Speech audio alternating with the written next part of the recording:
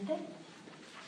Bueno, quiero empezar con esta cita de Edward Snowden, que dice que un niño que nace hoy crecerá sin ningún concepto de la privacidad. Nunca sabrá lo que significa tener un momento privado para sí mismo, un pensamiento que no fue grabado o analizado. Y eso es un problema porque la privacidad importa. La privacidad es lo que nos permite determinar quiénes somos y quiénes queremos ser. Entonces, bueno, después de que se atrasó 3 meses el presidente de la República en enviar su propuesta de ley, hubo bastantes cuestionamientos porque se tardó 3 meses de lo que debía de haberse entregado, y además esta propuesta que envió el presidente de la República tenía graves violaciones a los derechos humanos, como la libertad de expresión, el acceso a la información, el derecho a la información, el libre acceso a Internet y derechos a la privacidad, los cuales propiciaron protestas en las calles y en redes sociales a nivel mundial. Bueno, de lo que se trataba la iniciativa de ley que había enviado el presidente con estas violaciones a los derechos humanos era, por ejemplo, el bloqueo de acceso, ¿no? El artículo 145 decía que, bueno, los concesionarios autorizados o las empresas proveedoras de servicio a Internet podrían bloquear el acceso a determinados contenidos, aplicaciones o servicios a petición expresa del usuario. Entonces, aquí ya estamos viendo que están avalando que se bloquee cualquier contenido que les pudiera parecer a lo mejor incómodo. Esto obviamente va en contra del artículo 7º de nuestra Constitución, donde dice que es inviolable la libertad de difundir opiniones, información a través de cualquier medio. Y bueno, esto no se puede restringir por ningún medio, ¿no? Bueno, también en este artículo 145, la iniciativa del presidente Peña Nieto violaba el artículo 13 de la Convención Americana de los Derechos Humanos. ¿Qué dice este artículo 13? Bueno, pues que toda persona tiene derecho a la libertad de pensamiento y de expresión. Este derecho, pues, que comprende la libertad de buscar, recibir y difundir informaciones e ideas de toda índole sin consideración de fronteras. Entonces, bueno, el ejercicio del derecho previsto en el inciso precedente no puede estar sujeto a previa censura. Entonces, bueno, aquí ya vemos que primero violaba la Constitución mexicana esta iniciativa que había enviado el presidente y también convenciones internacionales, ¿no? También, podemos pasar al siguiente. El artículo 197 también hablaba de bloqueo de señales, en la cual podían, los proveedores de Internet, las empresas, suspender inmediatamente los servicios cuando sí le instruyera la autoridad competente. ¿Pero a qué se referirían con autoridad competente? La autoridad competente podría ser cualquiera, ¿no? Desde el Ejército, desde el CISEN, que es el organismo de inteligencia de este país, podría ser cualquiera, ¿no? Entonces, eso deja abierta la posibilidad a que se suspendan los servicios y que cualquier supuestamente autoridad competente lo pueda hacer. Y también decía que se podría bloquear, inhibir o anular de manera temporal las señales de telecomunicaciones en eventos y lugares críticos para la seguridad pública y nacional. ¿Qué quiere decir esto? Que si hay una manifestación en contra de algo que al gobierno le molesta, pues entonces podrían bloquear las señales de los teléfonos celulares que están ahí, y en ese sentido pues sería una violación a los derechos humanos, porque sobre todo si hay reporteros que están pues documentando lo que pasa ahí y además están documentando que hay violaciones a los derechos humanos en esas manifestaciones en contra del gobierno, pues entonces lo que hacen es encapsular y dejar sin comunicación a la gente que se pueda estar manifestando, ¿no? Entonces, bueno, esa también era otra de las cosas tan bonitas que ponía nuestro presidente. Bueno, el artículo 197 también habla de que, el bloqueo de las señales, ¿qué iniciativas y qué derechos violan? En primer lugar, el derecho a la libertad de expresión, que está consagrado en la Declaración Universal de los Derechos Humanos en su artículo 19.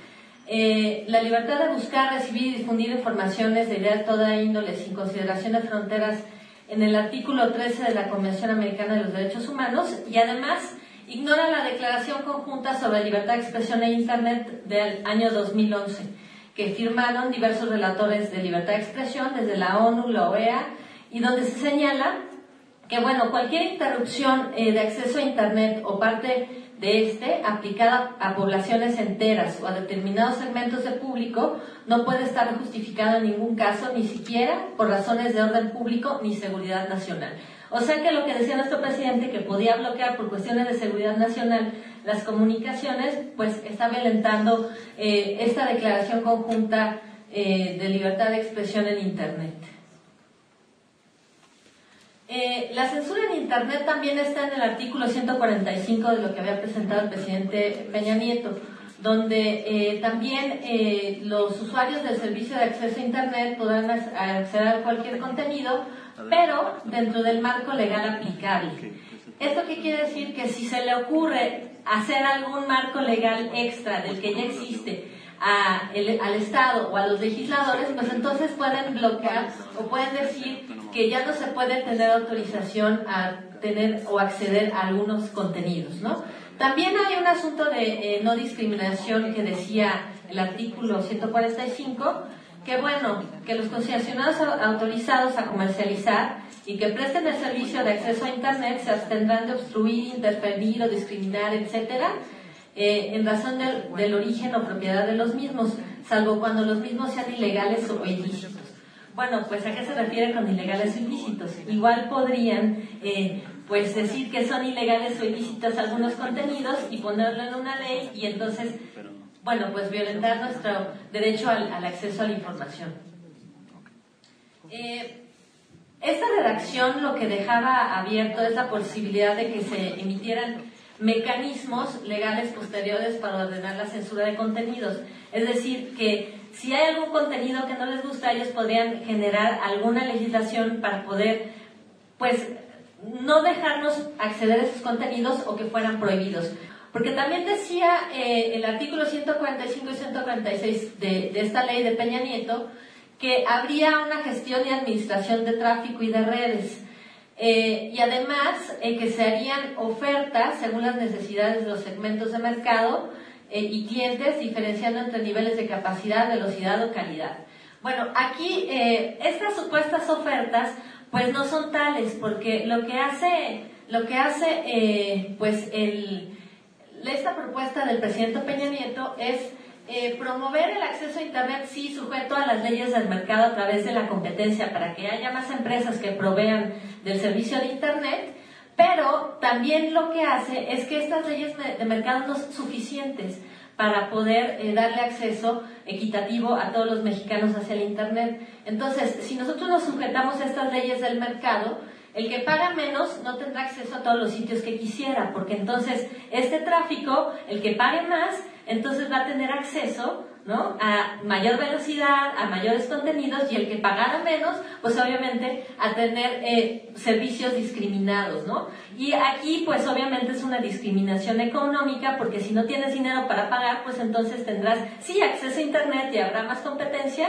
pero será más lento, y el acceso a algunas páginas, pues a lo mejor si esa página o esa empresa pagó menos, pues será más lento el acceso, ¿no? Entonces obviamente no es verdad que más personas se conectarán, sino que más personas estarían pagando por servicios diferenciados y de mala calidad en detrimento de la neutralidad de la red. Había un apartado en esta ley que tenía que ver con los artículos 189, 190 y 191, donde hablaban de la supuesta colaboración con la justicia que deberían de tener los concesionarios de telecomunicaciones, o sea, los proveedores de Internet, acerca de que están obligados a proporcionar, por ejemplo, la localización geográfica y en tiempo real de cualquier tipo de dispositivos de comunicación a solicitud de los titulares de las instancias de seguridad o de los servidores públicos.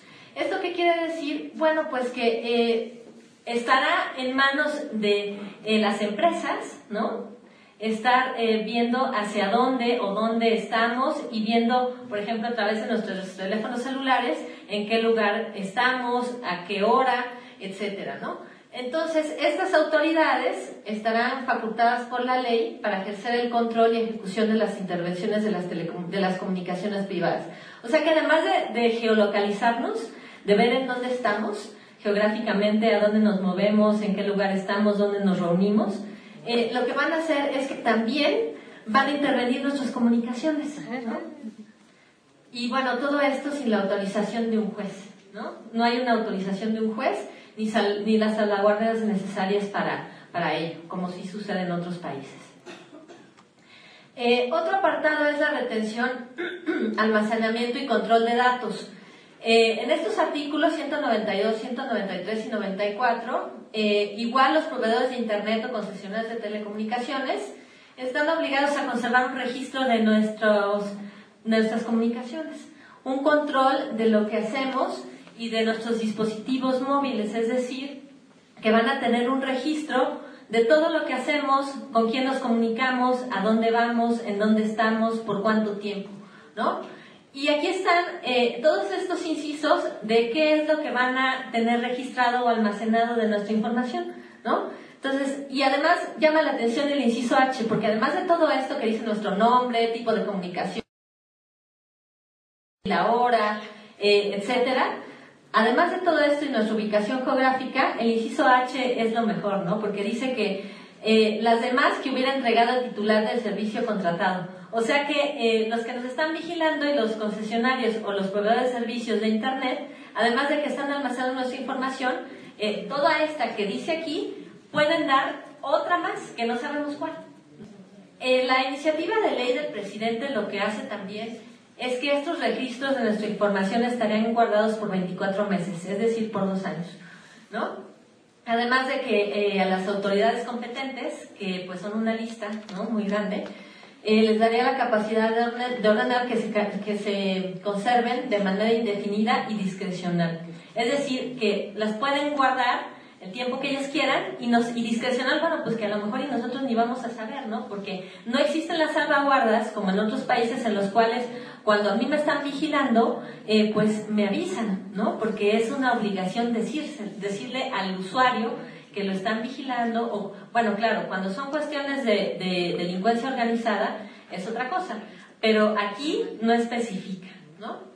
Y bueno, aquí están algunas de las autoridades supuestamente competentes, ¿no?, que nos podrían estar vigilando. El Ejército, la Marina está solicitando nuestra información sin tener de por medio autorización judicial y mucho menos otro tipo de salvaguardas o controles, ¿no?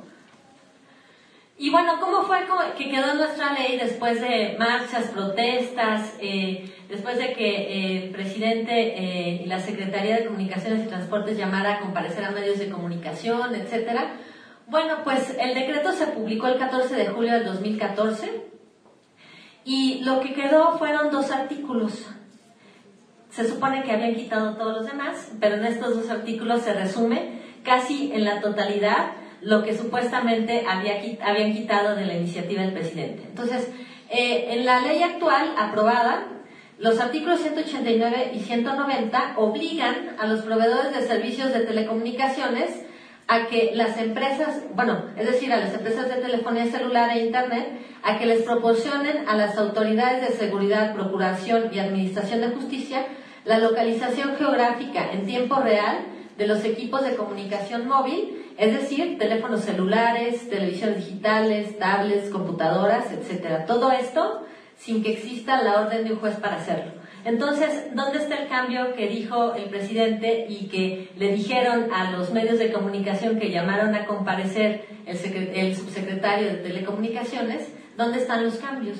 Pues no hicieron ningún cambio, ¿no? Se quedó igual que como el presidente lo había enviado. A partir de todo esto, a quienes nosotros acusamos es, en primer lugar, al titular del Poder Ejecutivo Federal por haber enviado una iniciativa de ley que violentaba nuestros derechos humanos.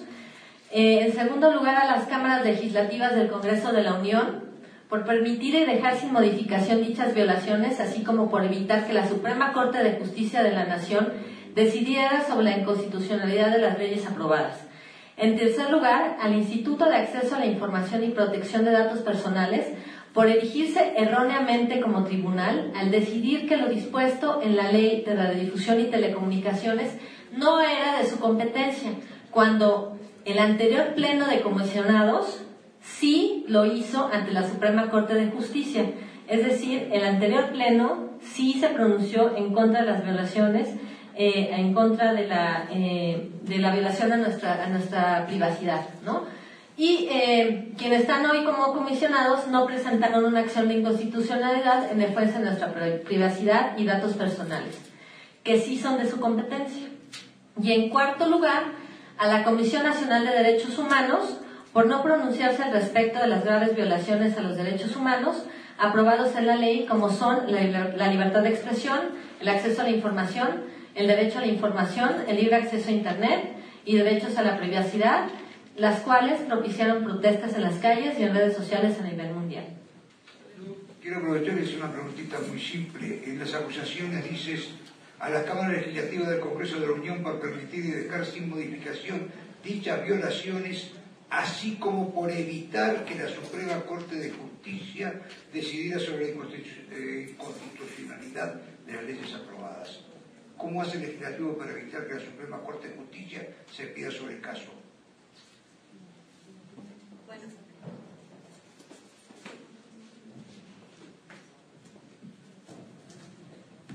Lo que hizo el Congreso de la Unión fue evitar que se juntaran las firmas necesarias de los legisladores para que se llevara a la Suprema Corte de Justicia esta acción de inconstitucionalidad.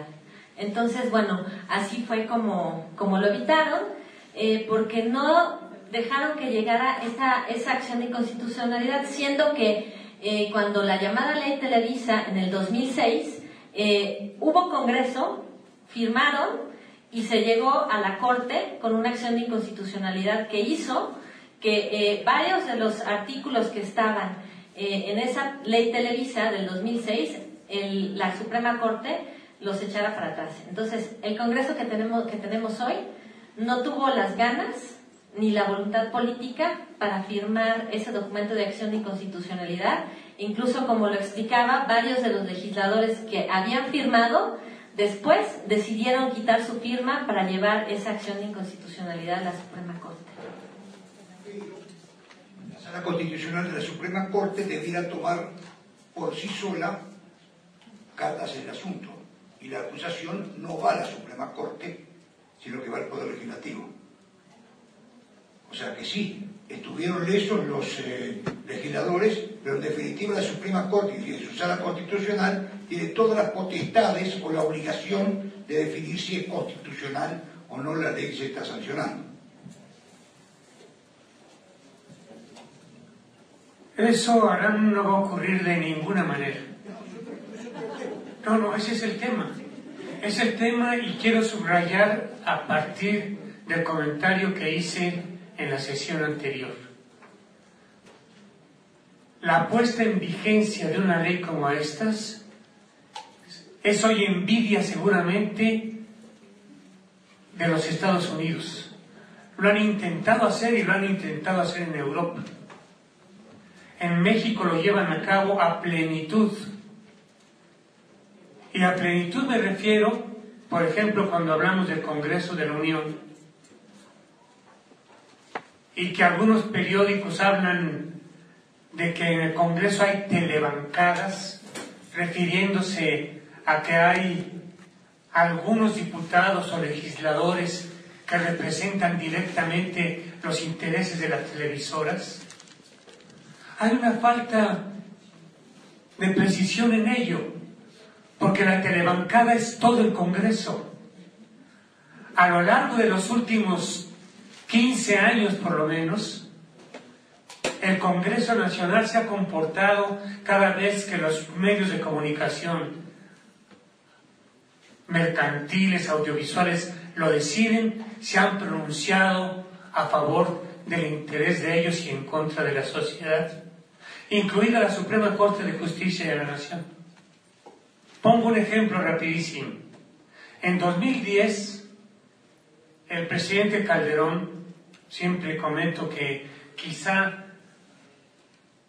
con lo único bueno que iba a hacer en su vida, sacó un decreto ordenando que la digitalización de las señales televisivas, en lugar de que se diera en 2021, como había decidido el presidente Vicente Fox, presionado por Televisa y Azteca, se diera en 2015.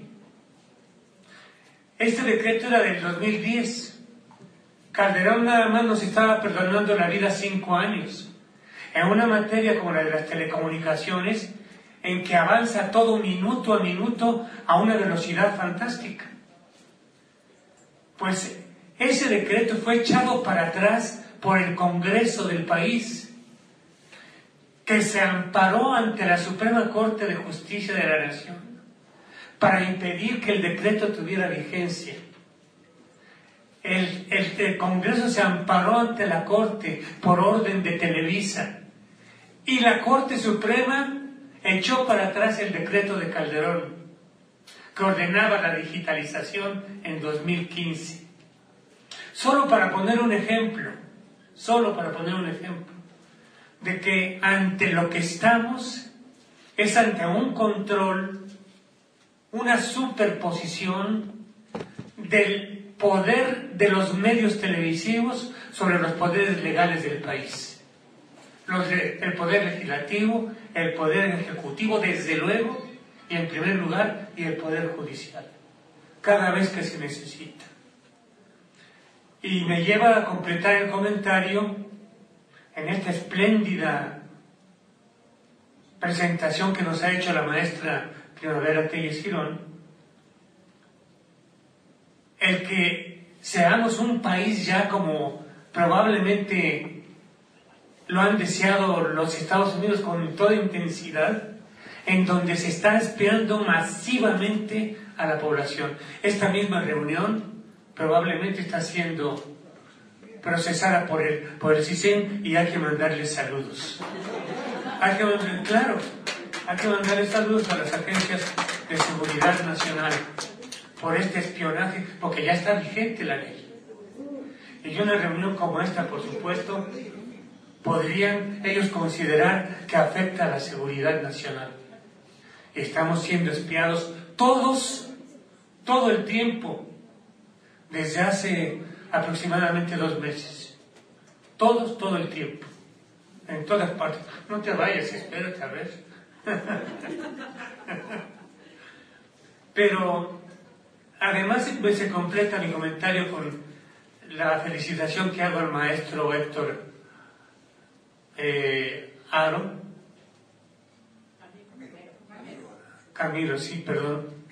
Camero Aro, porque la vívida exposición que hizo de lo que es una radio comunitaria, ligándola a la formación misma de la comunidad, a su crecimiento y defensa de la tierra, y la comparación que hace entre tierra y libertad con derecho a utilizar el espectro radioeléctrico como parte de los derechos de los ciudadanos, es verdaderamente una aportación a esta lucha. No la frase, sino la existencia misma de tierra y libertad. Pero también allí tenemos que notar la criminalización de la que hablábamos en la sesión de la mañana.